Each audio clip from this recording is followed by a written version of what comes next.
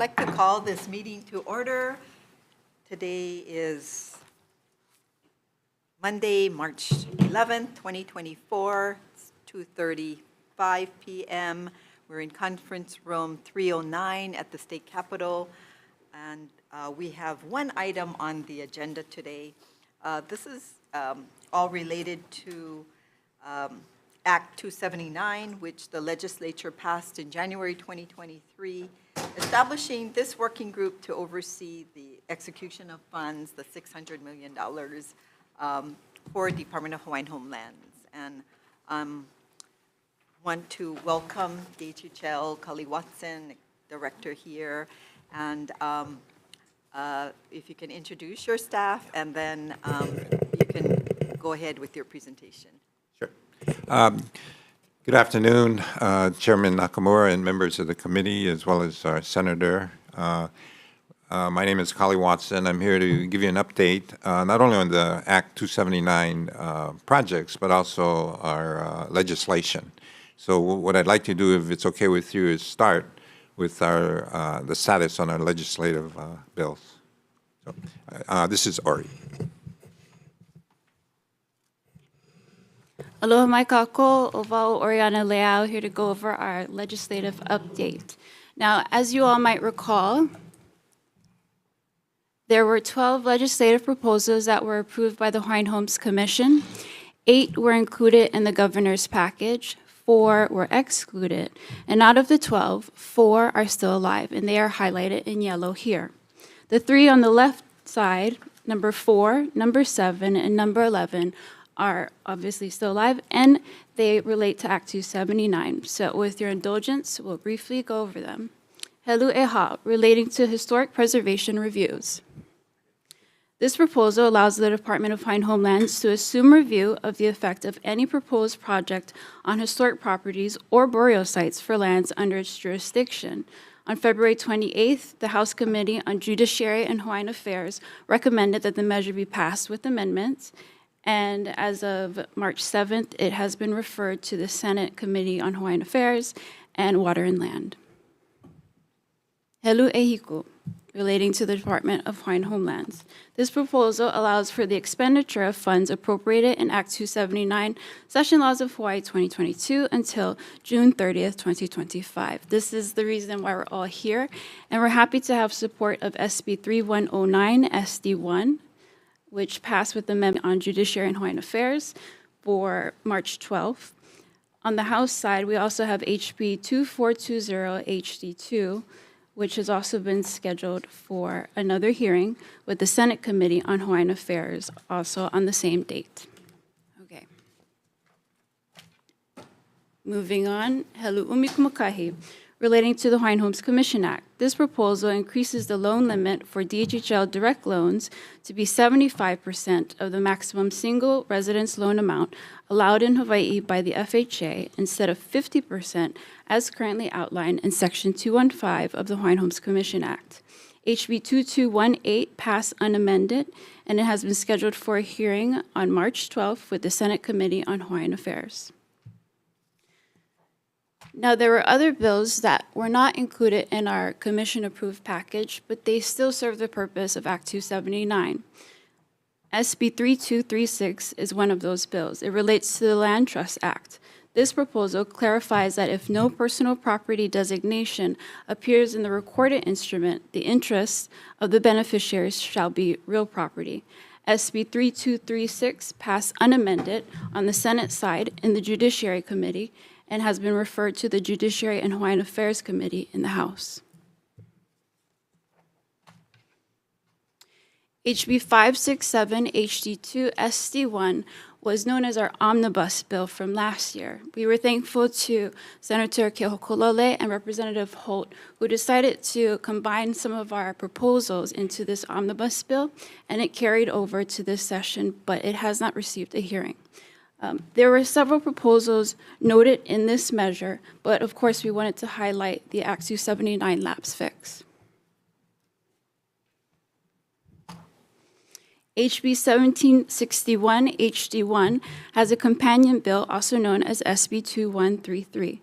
This bill relates to housing. This proposal authorizes HHFDC to issue bonds for housing project infrastructure and finance the development of regional state infrastructure projects. It exempts bonds issued by HHFDC for improvements by assessment and the interest thereon from state, county, and municipal taxation with certain exemptions. It includes proceeds from bonds issued for regional state infrastructure projects as a source of revenue for regional state infrastructure subaccounts. And it also authorizes regional state infrastructure subaccount revenues to be used to repay regional state infrastructure project bond holders. HB 1761 HD1 has been scheduled for a hearing on March 12th at 1 p.m. with the Senate Committee on Housing. And SB 2133 has also been scheduled for a hearing on March 13th at 10 a.m. So you can bet that we have already submitted testimony in support. HB 1763 HD1 also relates to housing. This proposal requires the allocation of low-income housing tax credits be issued pursuant to a priority system. It amends the priority for which funds in the Rental Housing Revolving Fund are to be used, and it requires the HHFDC to add new criteria and point allocations to the Qualified Allocation Plan.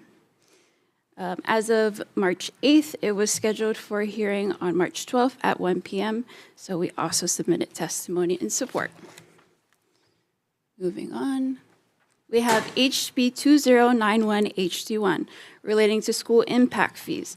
This proposal exempts from the school impact fees the development of certain housing developments with income restrictions and additional or accessory dwelling units. As of March 7th, it has been referred to the Housing and Education Committee in the Senate. So that's a wrap, but if you want to stay tuned on our legislative package and other matters, you can always check our website at dhhl.hawaii.gov/government-relations. Mahalo for the opportunity, and I just want to say thank you to all of the legislators who introduced our bills and also signed on for them. Mahalo. Thank you. Yeah, let me just kind of add to what Ori mentioned by placing a little bit of emphasis on some of the bills that were presented. One is involving Senate Bill 3236, which basically addresses the issue regarding our use of low-income housing tax credit. There's a 15-year compliance period. What we're trying to do is separate the vertical construction, which involves the financing, from the land. And by treating the land as well as the vertical as a land real estate, we can issue a homestead lease with this change in the law for the land underneath the vertical construction. So it not only takes a person off the wait list, but more importantly, it allows that recipient to avoid the unpleasant situation where he passes away before the 15-year period and his heir doesn't take. So we're making this change in order to address that. The other thing is on the House Bill 567, the omnibus bill. You do have some items in there that would be very helpful if it were passed, such as a general excise tax exemption. You know, that's 4%. And when we start to address the cost of housing, which is anywhere from 4, 5, and we're even getting housing costs, you know, over 800,000, you know, every little bit helps. And eliminating the general excise tax would go a long way in helping. We also, you know, with respect to, well, you've already made the housing credits permanent, so that was we're thankful to that. The impact fees, again, similarly to the general excise exemption, if you could kind of consider that as part of some of the packages that you guys are addressing. We'd appreciate that. Switching over to.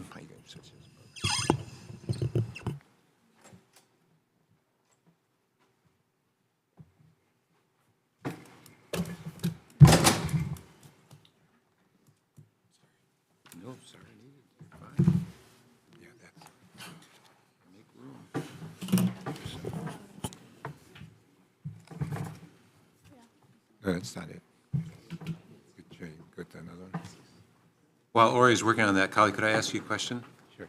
About the general excise tax exemption, that was one bill that did not get the support of the governor to include it in the package. Was it because of the loss of tax revenues? Did the governor not support that? I thought he supported that general excise tax exemption for us. It was not our legislative proposal, Ekolu, that would have us exempt from general excise and use taxes was not included in the governor's administrative package due to budgetary constraints because of the lost tax revenue. That's what I thought. Just was clarifying that. Thank you.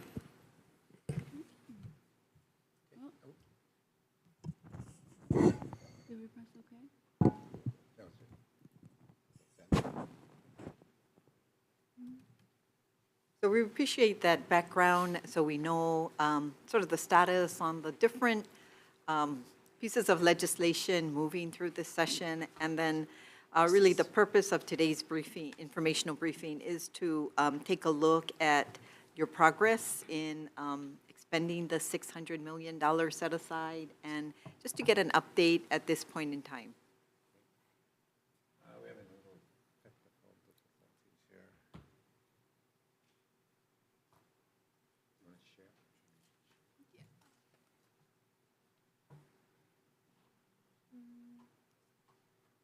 Am I still on the Zoom?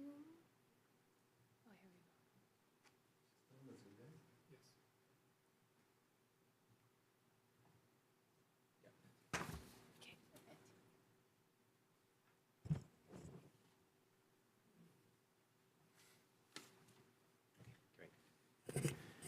perfect. Thank you, Diamond. Okay, as to update on the strategic plan and the use of the $600 million, basically what we did was we created 3 policy considerations to guide the implementation of the use of the money. One was to provide and focus in on home ownership activities, and then secondly, to prioritize the new homestead lot development. And then finally, in identifying potential projects, we looked at, we put out 3 RFPs, and we looked at a whole bunch of projects, including projects we had that were approved originally under the strategic plan by the commission. And we kind of applied an analysis looking at the timing regarding how quick we could get these up, how many were closer to being shovel ready. We also looked at the priority areas for new homestead development based on the island plans. And then finally, we looked at the wait list demand on each island. Then in the approach to, you know, on trying to approve the budget based on uncertain times, obviously with increase in costs as well as costs for improvements in certain areas, such as Le'ali'i versus other areas where the lands are flatter and easier to develop in better locations, we kind of tweaked the strategic plan and the budget to better fit what we're looking at, and then which we'll go over. And then also on the land acquisition, I thought that was an excellent thing that you folks made available to us regarding our capacity to go after new lands. And so I'll kind of jump through that and show you some of the nice acquisitions that we did. Here's a kind of a list of the initial projects. In the left column identifies all the different projects. The second column was more those that we would be moving forward on, subject to funding either from the legislature or from the feds. There's a couple corrections on that. The Ho'olehua scattered lots, the Naiva agricultural subdivision, and the Anahola Kuleana lots, we were originally considering deferring that or waiting for legislation, but we were able to use some of the new federal funds that we got, and we also kind of tweaked the funding that we had, and we were able to move that over onto the left column. So those are now included. And then if you look in the right column, those are the new projects that we are moving forward on. These are the new lands that are recent acquisitions or we're in the process of acquiring. And then what I did was I provided you with a matrix that not only shows by island, but also the lots number total, including the phase one, which is the phase in which we're using the initial 600 million, but also phase two, which not only gives you the lot number, but also on the far right-hand column, it shows you how much it will cost to do that phase two. The earlier columns also show you what was proposed as well as what we're looking to actually encumber for phase one. So as you go through that, you can see all the different projects, all the different lot numbers, the costs of infrastructure. And now remember, the funding is really being used to build infrastructure. The vertical construction is funded through other sources. And that's where you have the LIHTC, rent-to-own, you have owner-builder, you have the Habitat for Humanity approach, you also have a turnkey approach. So those will cover the vertical construction. And so you can see we have about 28 projects listed.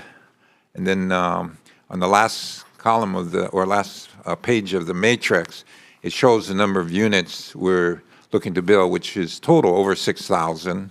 First phase is about 2,100, and then the second phase, which is close to 4,000, that is dependent upon the funding for the second phase.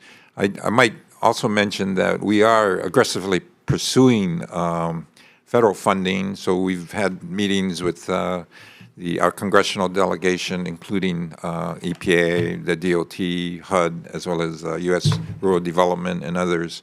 We've picked up consultants, we brought on new staff, and so we're actively pursuing that. And with the bipartisan infrastructure bill that's in place, which is not subject to congressional approval, it's already funded.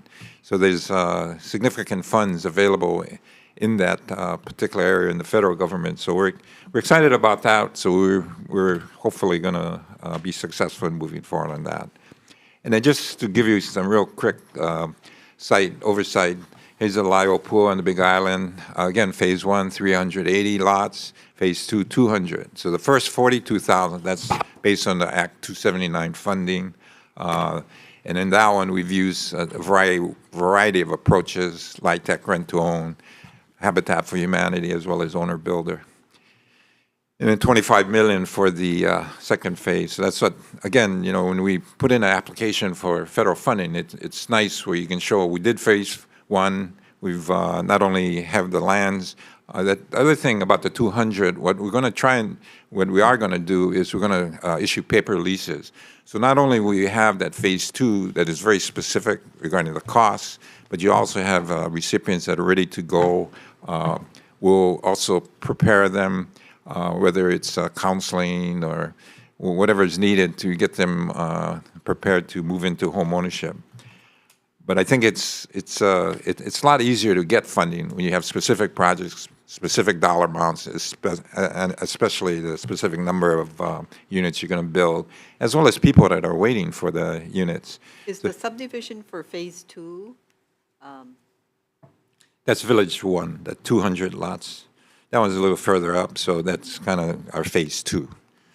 And is that at what point do you issue the paper lease?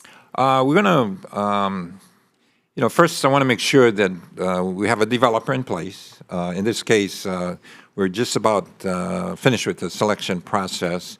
We're looking at entering into a developer agreement. And in the developer agreement, there's a whole bunch of things that we require the developer to do, which also includes, kind of doing the layout for Village 1, so you have specific lots, and then also to verify that 200 lots will fit on that site. So we are, with the paper leases for those 200 lots, it does not specify a specific parcel, but it does specify a specific project, as in this case, Village 1 for Laiopu. Okay, so it's not parcel or Yeah, the parcel is not. specific. Because, the developer might kind of move around his Lots of- makeup. He might have the Habitat guys on the right side, and, it will vary. So similar to when we make the initial phase one awards, we'll have specific lots identified. We will have the people off the wait list. We'll kind of vet them. We hiring Hawaii Community Lending to do an analysis. We're also sending out surveys asking, what would you like? And then the reality is some of them just can't afford the turnkey, so they may fall into the LIHTC rent-to-own. Or others might want to put in some sweat equity, do a Habitat for Humanity. So we'll kind of figure it out. But it will also give us an idea, well, how many do we have that need to do the rent-to-own? So if it's 60 families, then in February when he submits his application for a LIHTC award, he'll have a specific dollar amount as well as his capital stack versus 40 units. So that's the kind of things that we have to work with the developer closely in order to make this thing work. So that's Laiopua. Kaumana, that's one of the areas adjacent to our existing lands that we acquired for a couple $1 million. We did look at it. The costs that the developer was showing as to the development of vertical was a little too high, so we decided, well, if you want to sell us the land, we'll take it, since it's adjacent to some of our existing land. So it's expansion of our, and it's in a good area. This is a new one that we're acquiring in Honoka'a on the Big Island. It's a combo, again, phase one, pre-development work involving kind of doing an analysis, but we are going to acquire the property. It's in a good location. There's actually the white lot above it is owned by Hawaii Hawaii Public Housing Authority. So we're looking at maybe doing a kupuna housing project over there. There's also, we have lands further up Mauka. This land is also close to some Kamehameha lands. They have significant lands on the Hamakua coast. So we're also working with them to maybe grab some of their lands and make this a really, really nice homesteading development. But the initial phases as shown. And this one is, again, another on the Big Island. Ku'upapa Ikau is, again, we're looking at maybe 220 single family. This one is more a combo of kupuna housing, single family, as well as LIHTC. And there's a little bit of commercial as well as a cultural center that's involved. This one is kind of a nice layout, especially the location overlooking Hilo. So it's something we're kind of checking out. We haven't really made a decision, but we're going to spend a little bit of money to do our due diligence, see if it makes sense.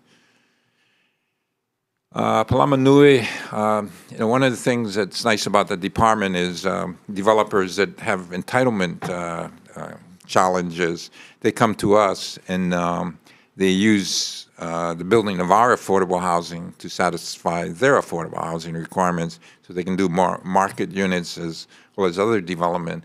So in this particular case, Non-Inc. has offered to donate 18 acres to our program. And in the use of those 18 acres, they will also provide a variety of housing. In this case, single family, LIHTC, rent-to-own, including kupuna housing, and then also the multifamily rentals, which we use for, in most cases, transitional housing for people or beneficiaries that don't fit into any of the categories or need a little help in order to get in position to move into one of the options. And then on this one, as part of the return, we're contributing about $7 million for the single family development portion of it. And so this provides us a great opportunity not only to use our $600 million, but also to get lands that in a great location. And this particular project is part of a 720-acre master plan community right across from Kona Airport. So it's a great location. They also have a Hawaii Community College, as well as some other things planned for that area. So one of the things I'm trying to do is put our homesteads in areas that make sense and then have all the ancillary services, good locations, jobs, what have you. So this one fits the bill. Usually low-income housing tax credits are typically used for multifamily, so I see it being used for single-family homes there? Yeah, we did that. What are the size of those homes? Yeah, well, our first one was Ho'olimalima, and that was a multifamily in Kapolei. And so we used that one to do, I believe, about 72 single-family residential. And so Mark Development developed it. We've already transitioned into home ownership, including homestead awards. And so that one was kind of a pilot, but also award-winning project that kind of set the level of quality, not only for 3-4 bedroom homes, but more importantly, we got people moving in immediately rather than waiting and being bypassed, which has historically happened under our program. And that's how you get the Kalima case. So we're trying to, again, address the people we've bypassed historically by doing this LIHTC rent-to-own in a bigger, a more expansive way, especially on our large projects. And we're also requiring our developers to have that capacity to do these kind of projects, and thereby some of them have been, I wouldn't say forced, but encouraged to partner up with developers that specialize in that kind of development. On this one, Paneva, this is existing land. Again, this one, there's a lot of issues. We got to address the sewer as well as water, but we are, it's our land, so we're looking to try and develop, we're trying to go after some infrastructure money, which obviously 147 million, that's a lot. And so that's where we're submitting applications to address the infrastructure needs for this particular area, our Paneva lands. And this one is nice because we already own the land. This is another, this one is on the Lanai. We just got word that there's a developer that's been awarded the white lots on the left that the county is developing. So what we're going to look and try and do is combine with that developer and see if we can share in some of the costs, especially as it relates to infrastructure. And so we're in the design stage on that one. Yes. How is the request for a residence on Lanai? Is it a demand area? I mean, it looks. I wouldn't call it a demand area. In fact, the dark orange ones, I think we got about 10 lots that, they're ready to build, but for whatever reason, the families and the recipients haven't built. So it's a tough particular community, especially with the job limitations and stuff. So, and it's also tough in trying to build it affordably. So that's why we're trying to combine, get the economy of scales to make the per unit costs go down. But we are, I mean, it's a project. So right now, we are trying to also include the 10 vacant lots in the overall construction. So even those would get some cost savings.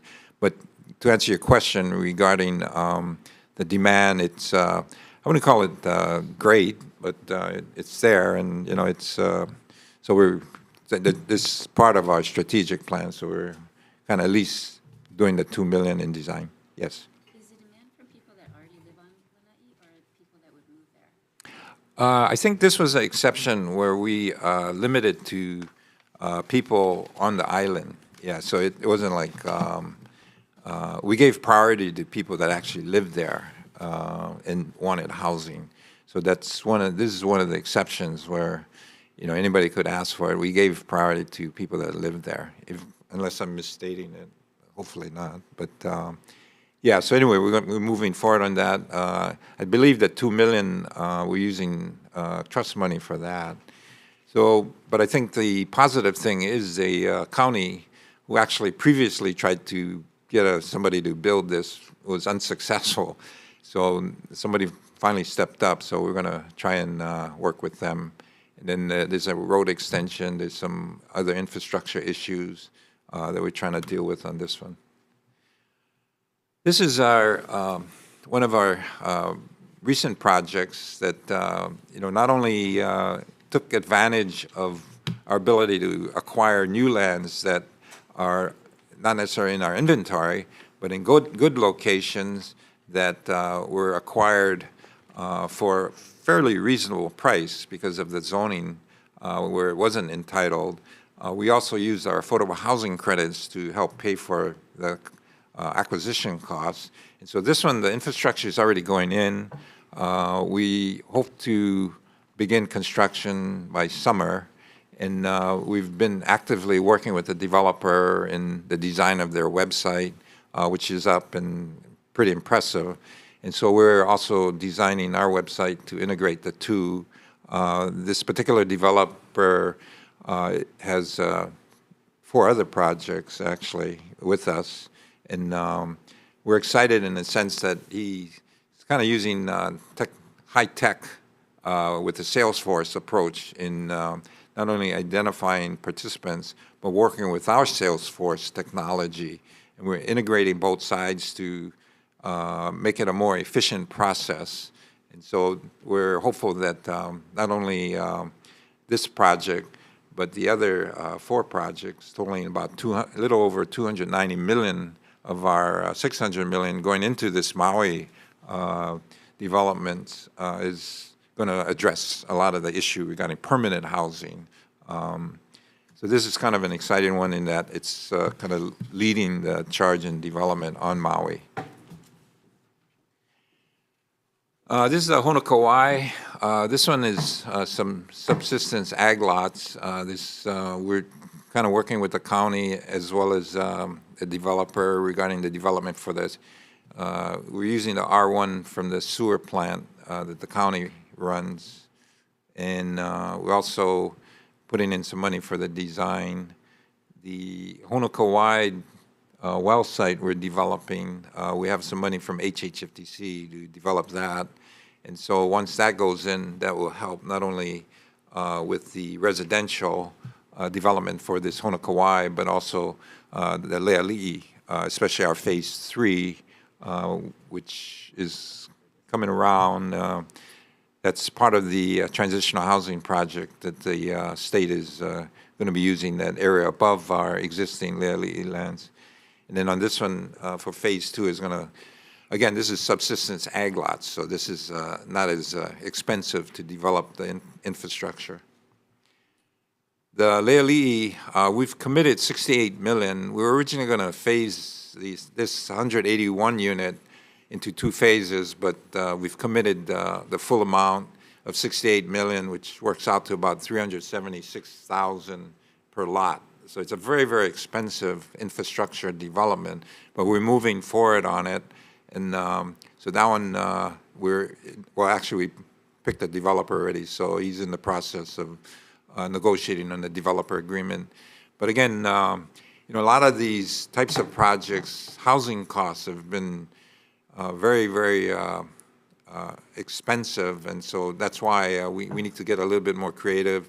That's why we kind of relying on a little bit of the low-income housing tax credit program, as well as owner builder, as well as Habitat for Humanity.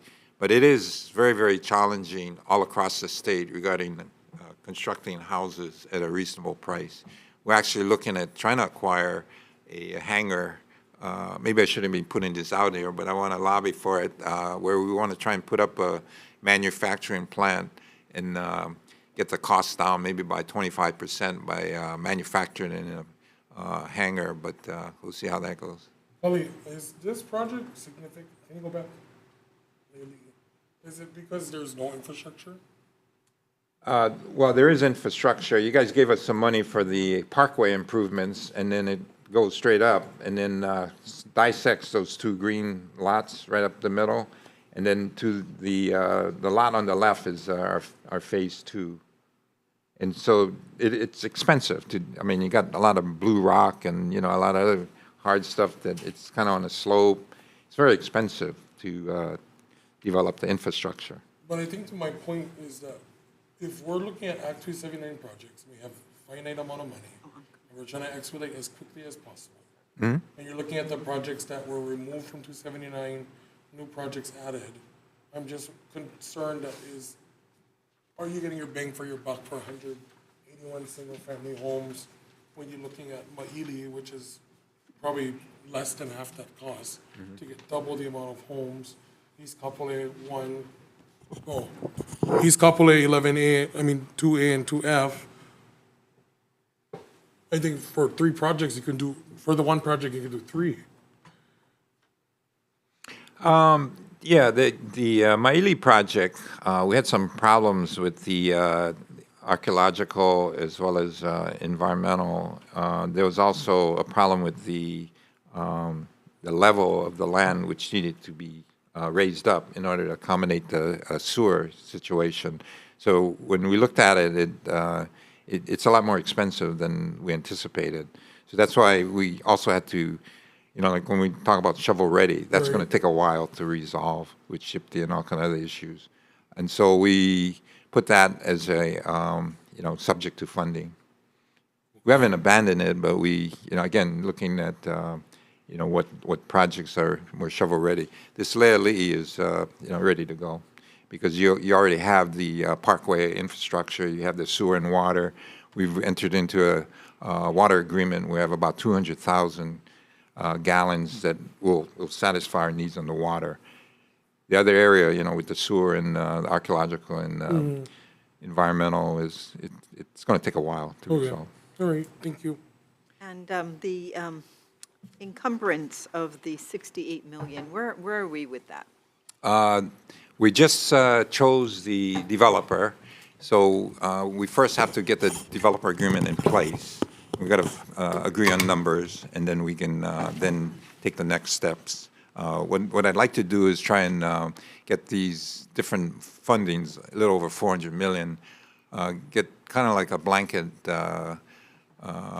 encumbrance, but more importantly, get it all in place.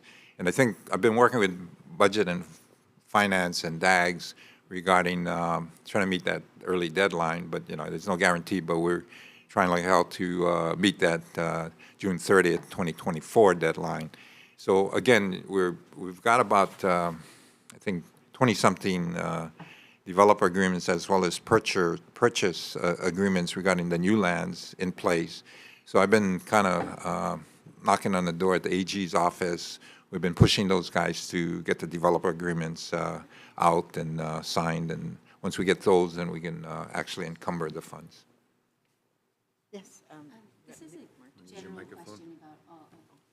question for all of the lots. When you do the single-family residential, what's your target average lot size? About 5,000 to 7,500. Yeah, that's we don't get any smaller. One project we bypassed because that one was 3,500 square feet here on Oahu, and we were looking at purchasing the Joseco property, but it was too small. Plus, the vertical construction was very expensive, so we passed on that one. But we try to keep it at least 5,000.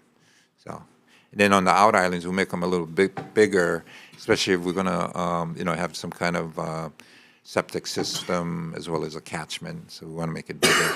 So we go by island, we go by, the environment and what's doable and what's not. So this one, we're moving forward, and then above, which is still in HHFTC lands, that's where they're looking at doing the 450 transitional houses. And then we're hoping that with that development, we can benefit from the infrastructure that's going in. And then we're also looking at trying to keep some of those transitional homes, which some of them are pretty nice. They're 3 bedrooms, 2 and 1. So if we can, sort of like how we did it with the Weinberg, we took some of these the old wine, way back when I was previously a chair, we took the Weinberg units, we stuck them together, and there was homesteaders, hey, we'll take that. So sometimes you got to get innovative, but the cost for the infrastructure on this site, like I said, is $376,000 per lot.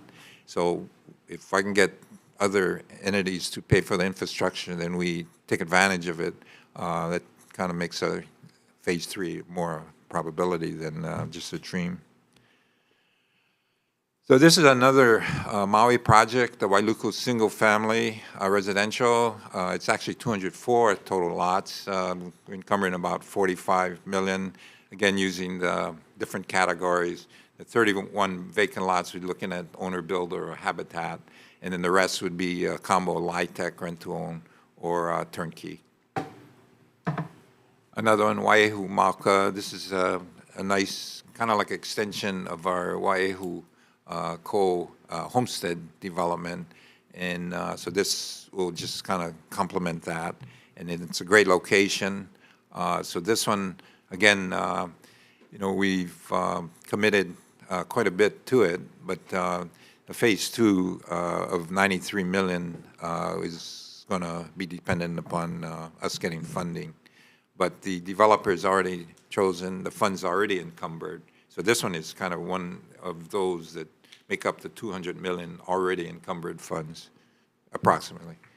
The Kamalani, this is a new one. A and B, they got out of the business of development residential and kind of focus in as a RET in commercial development. So we got this one for a good price. And so we're looking to move this one along pretty quick.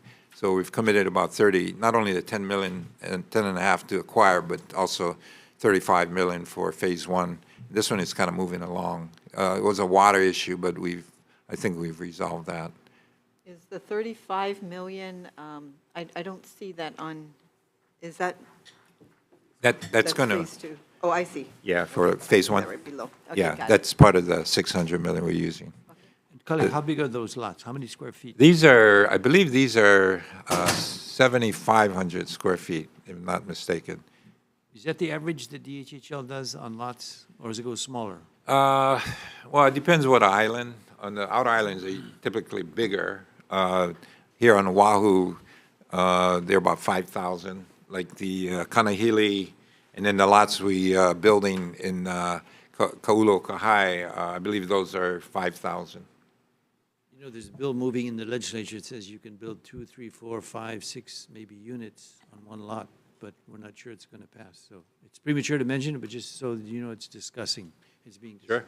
No, that's a great idea. I'm having a hard time with convincing some of my commissioners that we need to go for density, and so that's why we have the Bolodrome.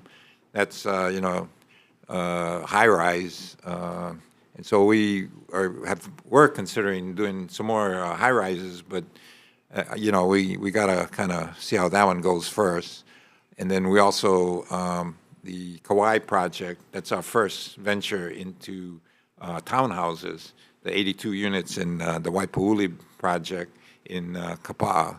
So we're excited about that one. Those are nice townhouses. We're using our LIHTC as well as our Nahaza to acquire that. It's a $64 million project where, at the end of the day, the homesteader will move in. He'll have this 15-year compliance, but we're separating, like I said, the land from the vertical, and we'll be issuing them if we folks pass that particular bill, a homestead lease for the land, undivided lease for the land.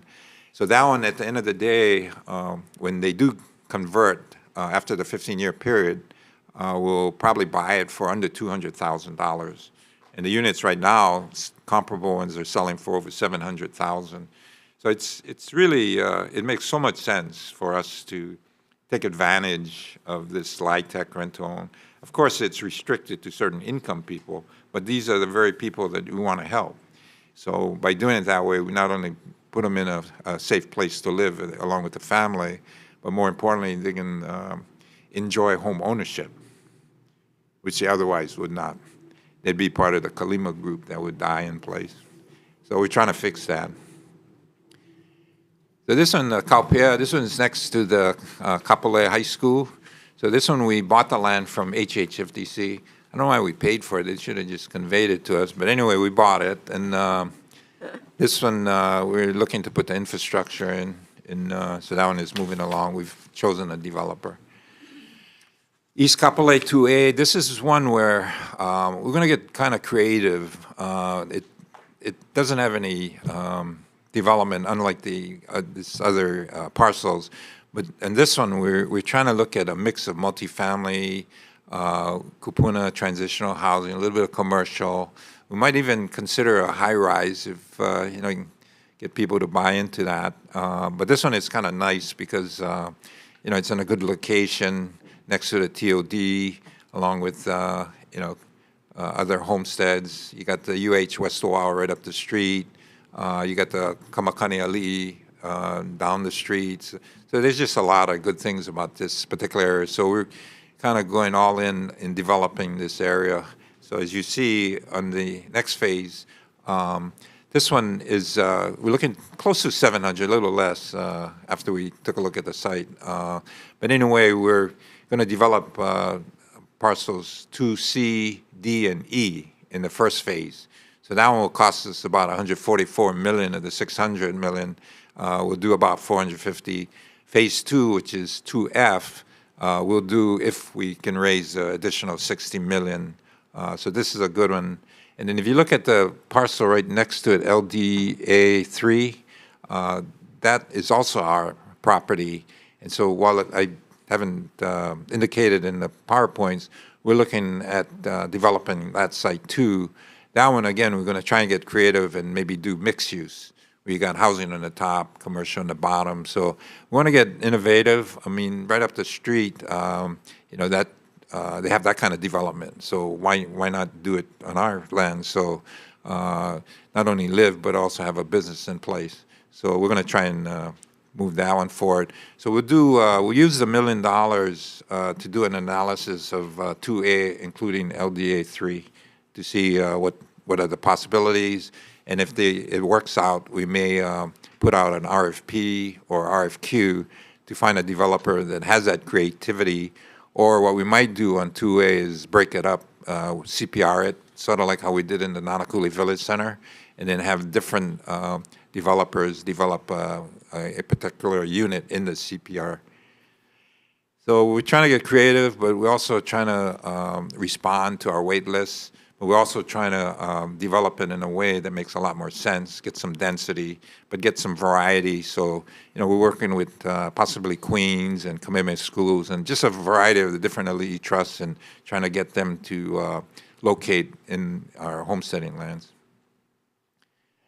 This is a new site, Waialua Mill Camp, in the North Shore, kind of nice. We acquired it, and the developer that's very familiar with LIHTC is going to do a LIHTC, and we're actually the third phase of 3 phases, so we're part of this. This is a new one, Commitment Schools. You know, it's they got over 364,000 acres, so we're looking to not only maybe do some land exchanges for lands that they have their school facilities on, in exchange for lands that we could use. We're in that process. But in this particular case, they have this parcel in Hoikai. So I think Gene Ward, you might be interested in this one. The Sure. Lot 10A across from the post office. And so, again, to get kind of innovative, we're looking at maybe doing some townhouses and maybe 25. It says 25 single family, but it's really we're looking at some townhouses, and it's right on the marina. It's a good location, so we anticipate some pretty good responses. We got it for a reasonable price, $2.5 million. They originally had an agreement to sell it us for 4.7, but it's not entitled. It's in preservation, so kind of twisted their arm and got it down a little bit. So Probably done correctly, they would love you to do that. It used to be a homeless encampment, so. is that right? Yours will be a breath of fresh air and a fire hazard after the Maui fires. He said, my God, this place, they've never kept it very well. Oh, okay. Well, we It's want to under yours convert now. it. We wanna Just use keep the grass and the trees and the bushes not too far. Yeah, I walked that site. It's a good location. So you've already It's purchased pretty it, easy. correct? We've negotiated, and we're doing the purchase agreement right now. So, yeah, that's going to be in our inventory. We're going to develop Make it. sure you keep the community apprised. They're very sensitive about new developments. Well, we're hoping you'll be part of that pricing. Running interference like a football player, you mean, or? Okay, we're counting on you, Gene. Then on Kauai, the Hanapepe, you know, this is phase 2 after 20-something years. I remember phase 1 and pounding nails with habitat. So finally, we're getting around to phase 2, and thankful to you guys and giving us the funds to move forward on this one. So this one, we actually, the developer is going in, or went in for a LIHTC award for 30 units. So this one is kind of moving forward. It's just a little bit challenging area regarding getting participants. And this is one we're real excited about. We used about a little over $20 million to acquire, you know, this large parcel of about 300 acres in Lehui. And so, we're excited in that it's a great location, close to the airport. You have all kind of nice facilities, jobs, infrastructure. And so this one, we're looking, we got a good price on it. It's about 70,000 per acre. And then with some affordable credits, housing credits thrown in. And so this one is hopefully going to result in 1,200 new lots, both single family as well as subsistence ag lots. The upper portion, you can actually see it's already being used for ag. So it's a very fertile area. So we hope to transition and make that, homesteading for our beneficiaries. So this one is kind of, we're excited about it, and it'll have a big impact on the wait list for Lehui or Kauai. And then just some cleanup stuff regarding the 600 million. We got about 1.5 million for project, or actually professional services. We have some legal costs we got to cover regarding things that we're trying to do. Scattered lots, one of the things that's been a problem is we have all these vacant or abandoned homes throughout the state, and they're big eyesores.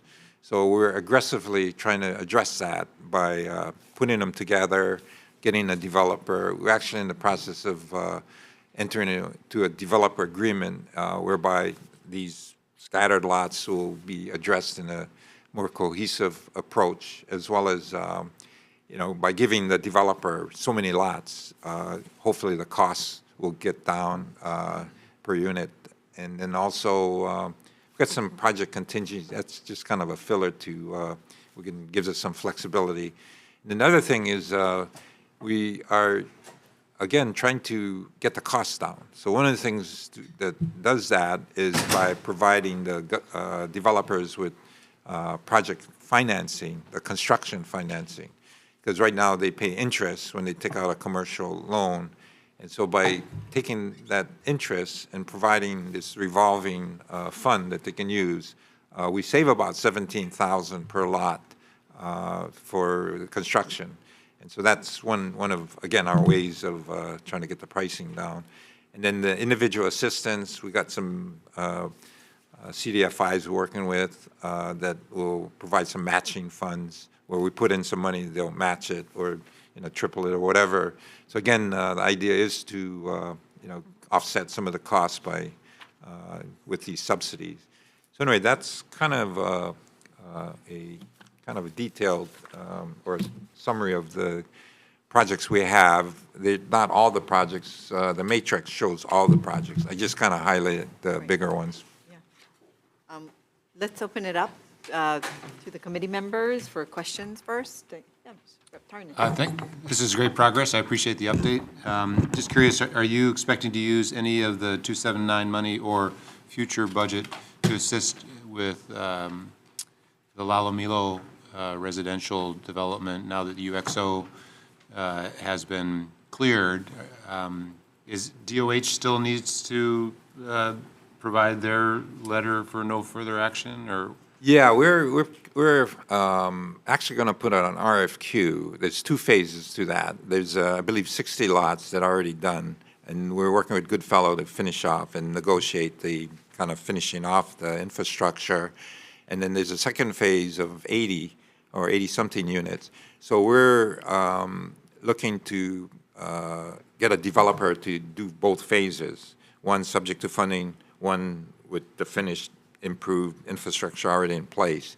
And so that's one, again, way that I want to get a developer involved in, rather than just doing 60 in the vertical construction, not only monitor Goodfellow's work, but also finish the 60, including the vertical, and then also phase into the second, where if we are successful in getting funding from the feds, then we can crank that out too. So again, we're trying to use an approach where it's more attractive for the developer, but it makes it more conducive and hopefully likely that we'll get funding for that second phase. So are we still waiting down a DOH? I believe we are finished with the DOH, if I'm not mistaken. Okay. Yeah, we pretty much taken taken care of that situation. Okay. Probably by the end of, well, let's see. Yeah, I believe we've resolved that. Great. An Well, exploded ordinance, you're talking about? yes, yeah, I mean, because that was what was holding up everything. Right. So, well, folks are eager to see something move forward, so. Yeah, look I'm forward eager the to get public down announcements going, about yeah. that. So we're trying to negotiate with Goodfellow on the moving forward. Okay. So we got to leverage our work on other stuff with that, so hopefully we'll get the price down. So Okay, we'll thank see. you. Rep. Keela? Thank you, Chair.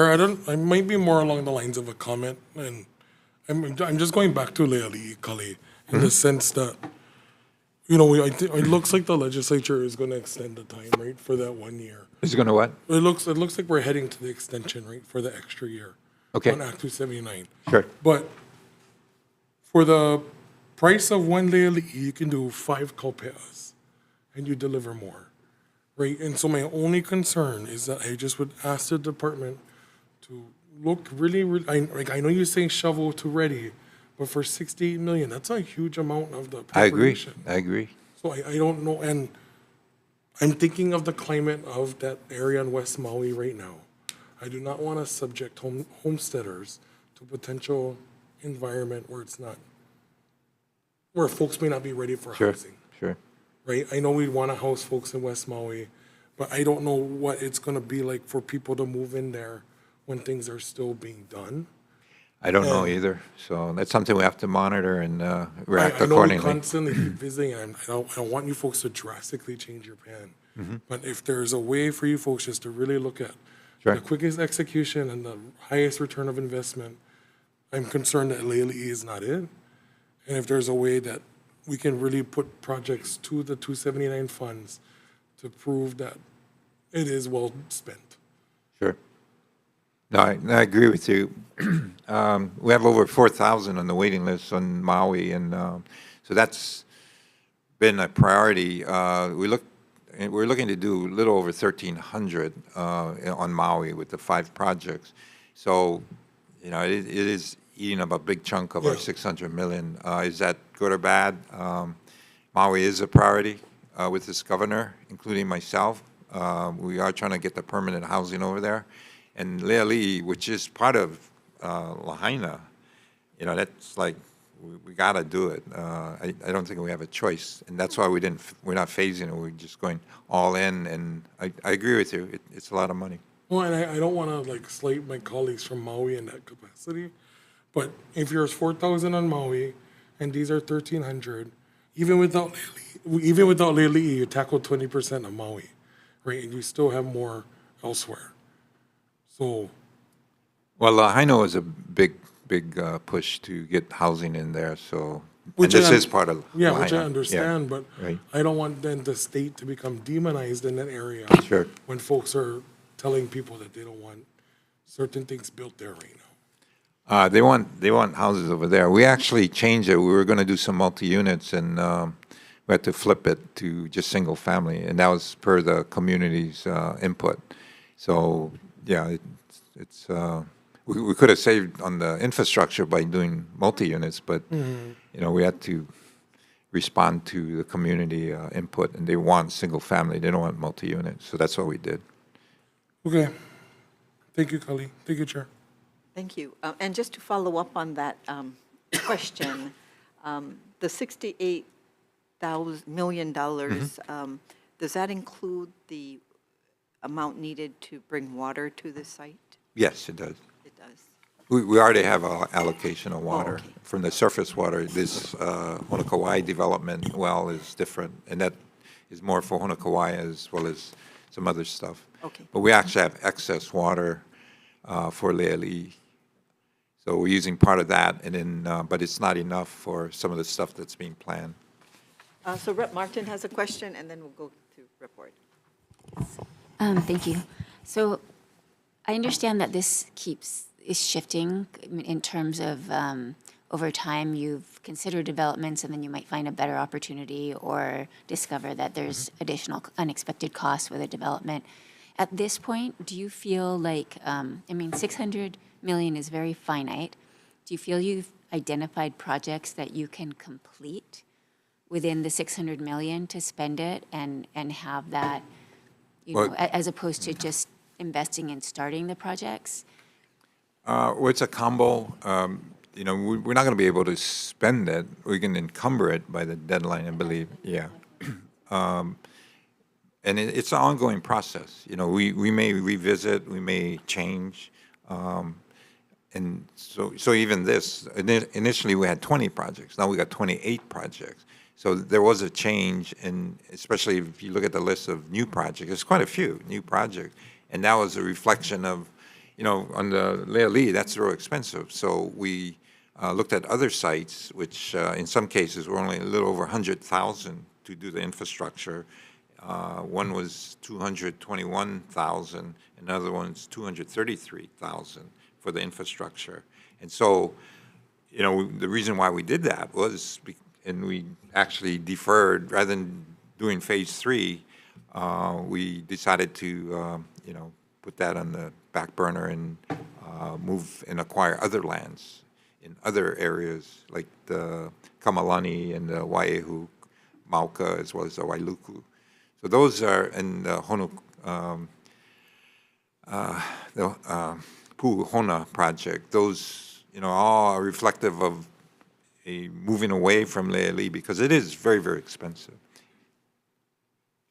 But that's an ongoing process. What I meant to answer your question. Yeah, and even for Maui,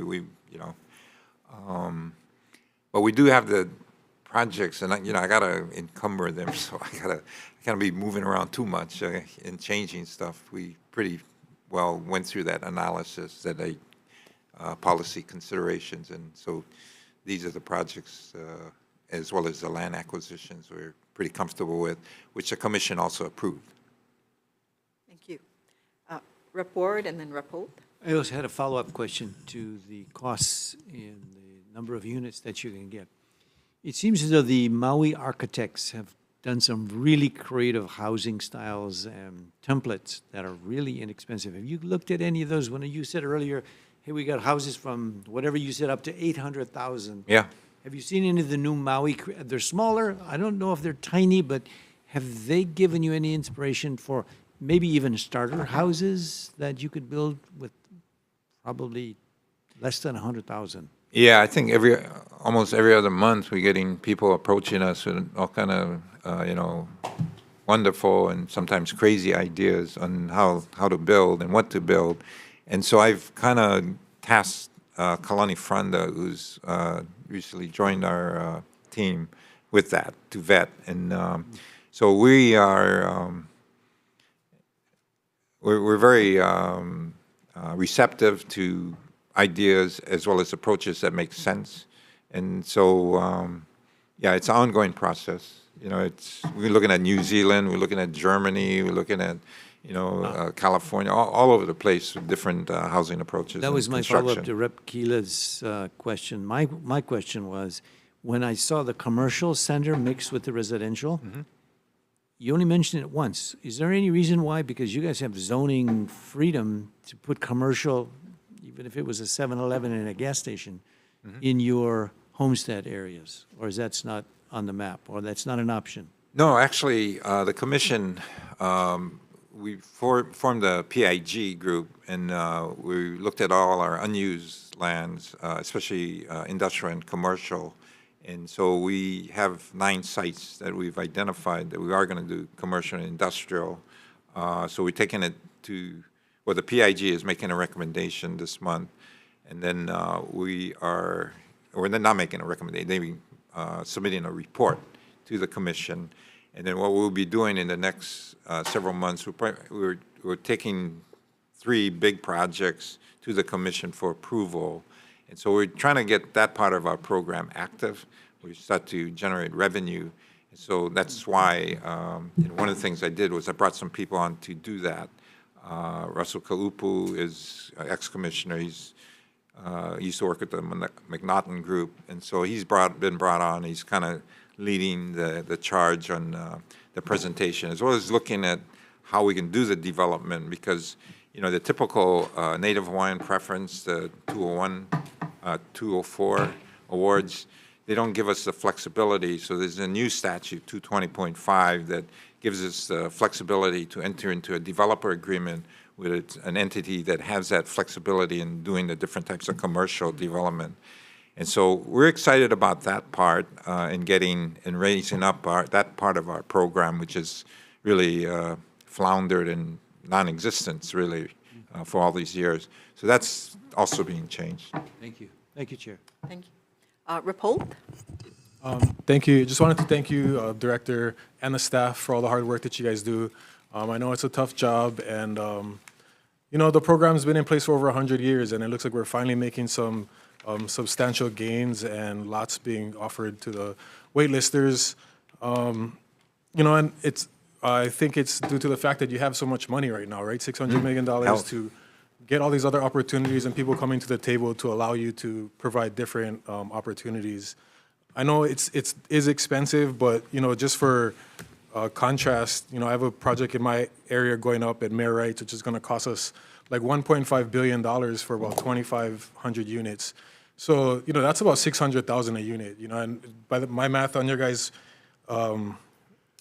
paperwork here, your guys comes out to about $250 a unit. So it is expensive, some more expensive than others, but you know, this is the only way that we can guarantee that local families and Hawaiians are getting into homes, you know, which in turns opens up other units for the rest of the state. So, True. you know, Right. I look forward to, I know we're in a bad financial spot this year, but you know, hopefully in the near future, we can come up with another large sum of money to continue That'd be good. the great work Yeah, that you guys yeah. are doing. But Thank you just for wanna that say- bill you put in. I mean, maybe next year we can try again. Yeah, you know, when can, but Yeah. I think you guys doing such a great job can give us confidence that in the future, when we give you guys the money, we can get more people We'll off the wait spend it, list. yeah, You know, for sure. It's about time. So thank you guys very much.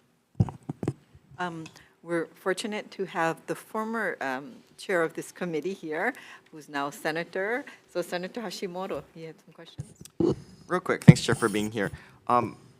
Maybe you can give us the date of the allotment release, the last allotment release from the governor. I know it doesn't seem to be on here. I know the 172 back in November of 22, 21 mil of June of 23, and you, I think. I wish Stuart Matsunaga was here. He unfortunately is But sick. it was what, Yeah. last month or two? I'm not sure, but Probably the new year though. Yeah, yeah. Around 200, you think? we got close to 200 million Okay. that's been encumbered. Okay, and then how are you doing on the blanket encumbrance you were talking about? Because I think that's the question the committee needs to be aware of. Yeah, well, one of the If you things. can get close to the encumbrance amount, right. then the extension bill, we don't have to worry about it. But if you are concerned, we should know that too, right? If I'm always concerned, so, you know, we'd like that safety mechanism in place just to be safe. But for me, I want to try and encumber it all by the June 30th, 2024, just because I want to, not so much in the deadline, but, you know, I'm aware of it, but we got to get these projects going, so I'm not going to, you know, be afraid to encumber it as soon as I can, but we do want to do it the right way. yeah, you want to And do so, due you know, even diligence. some of these developer agreements, they put in the cost for a house over 800,000. Right. And so I got to, you know, start banging on them to get the price down. And then also use a kind of, you know, whether it's a GET exemption that the governor issued with the emergency proclamation or providing home financing. We're also looking at models, templates that we can have the developer, you know, why don't you use this? And then the standardization of materials so we can order in bulk and get that cost down, as well as the labor. If we can get a manufacturing plant with the coordination and agreement of the labor unions, you know, that's going to bring it down. We're looking at structurally insulated paneling, all kind of things that we also brought on somebody to address the permitting issue. And so we've met with all the different counties, and most of the outer islands have been very responsive and cooperative. We still got to push for Oahu, but again, you know, the permitting delays will kill projects, based on my own private experience. Yeah, but I think the encumbrance is important to us now. Encumbrance is That's important, That's a right. short-term goal for us now. I guess if you can help us get an understanding of where you're at with encumbrance. We can because- get an update on that Yeah. number. Relatively soon, Yeah, because then okay. at least. Yeah, I'd, then we'll I'd be know, happy to do that. Yeah. how critical it is. Before the end of the session, we definitely will have an we update. we need the bill if you need it, right? So we need to know how hard to push. Well, we want the bill, just to be on the safe side. I'm not going to say, no, we don't need it. I would like it, so I'm not going to back down from that. But Okay. if you've been allotted roughly 400 million, would you say, of the 600 million? 200 million. The allotment, we worked on that too. See, part of the problem is like the AGs, they're telling me they can't finish the developer agreements till May 30th.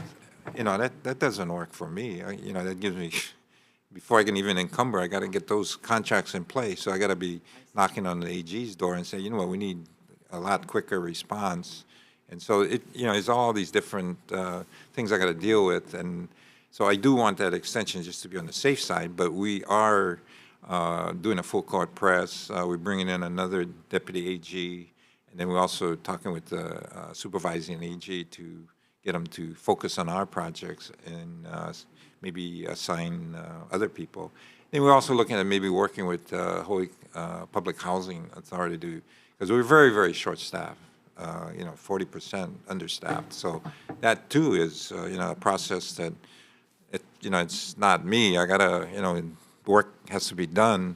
The request for bids, that's an involved process.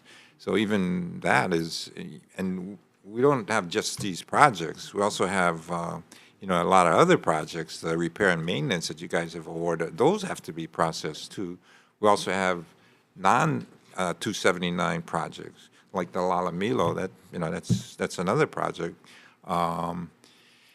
So we got a lot of work to do. Well, I think this committee, so there's an AG opinion out there because this committee did ask Sure. while I was the chair, what will happen, right? Because we were wondering, okay, in the bill it actually says 25, but then when we asked the Right. opinion, it said no, you have to lapse of June 30th, Right, 24. right. So I think and last year when they advised us what's the appropriate way to do this, at some point give you're them going to an have to extension. force lapse. And you're gonna have to, or just let it lapse, but you have to reappropriate. So at some point, you're gonna have to have a I pretty don't firm take that number. chance, man. Yeah. Well, yeah, right. But What if you guys but- don't but in the- reappropriate, man? That's Well, that's in the we're bill, out. you need a number to reappropriate, right? So at some right. point, we're gonna have to get a ballpark figure to know how much we have to actually reappropriate. So just FYI. No, and I appreciate that. And I think the comment. sooner we can get that information from you, the better, as we progress through our bill. Okay. And again, I got to be very candid. I'm not trying to, say, oh, I'm going to do everything on time. But there's these other, budget and finance, and, the governor has to sign off to release, and the AGs have to sign off on our developer agreement. There's a lot. It's a very involved process. It's not just me saying, yeah, I can do all this. We're trying. We got all the projects lined up. Right. We know what we want to do, Right. and we know the costs. Right. So we just got to get it Right. implemented. And I guess the other question that I had did you have any other questions? Yes, so the one of the columns here talks about, future funding and subject to ledge funding. And I was wondering, your discussions with the federal government to look at potential funding. Oh, yeah, that's where we're looking at. How is that yeah. going? And given the state of the state's budget and the current budget situation with hazard pay and with the Maui wildfire Yeah, relief, sure. there really doesn't look like there's, much funds to Yeah. do anything more for this coming year. But I was just wondering, what are the opportunities at the federal level because you have such, solid projects that you've outlined here? Yeah, I think we had some really good meetings up in D.C. Recently, and so their staff, what was nice is we didn't just meet with the head guys, we met with the staff, and I took my staff up there, Lehua and Gigi Carell, and they're great, and then we're bringing in David Chun, who actually works up there a lot, and we got some consultants that they're good at what they're doing. So we're excited. We've already got about 11 million just in the short time we've applied, and that's why we added those 3 projects that we originally eliminated, because we got this federal funds and we can bring them back in. So that's the whole idea is, and if we can get phase 2 funded immediately or quickly, what we'll do is we'll collapse phase 1 and 2 together, and we'll do it all one time. So we're very hopeful that we'll be successful. And, you know, I'm very positive that, I mean, they got billions up there that's in a lot of cases just sitting. And so we're aggressively pursuing it. The governor went up after I went up, and he also kind of lobbied. So we're doing a full court press on the federal funding, and in recognition that there might not be too much here in the state level. Any other questions? Yes, Rep. Ward? Does this committee run concomitant to 279? I was wondering in the timeline on how we continue from it. This has been maybe 5 or 6 meetings that we've had. What do we see down the line? Depending on how June 2024, or if the extension, or so we get extended with the extension? Yeah, I think we have to decide as a Decide. body Okay. how we're going to proceed in monitoring, and if more funds get allotted, then, you know, at that time, how we're going to handle it.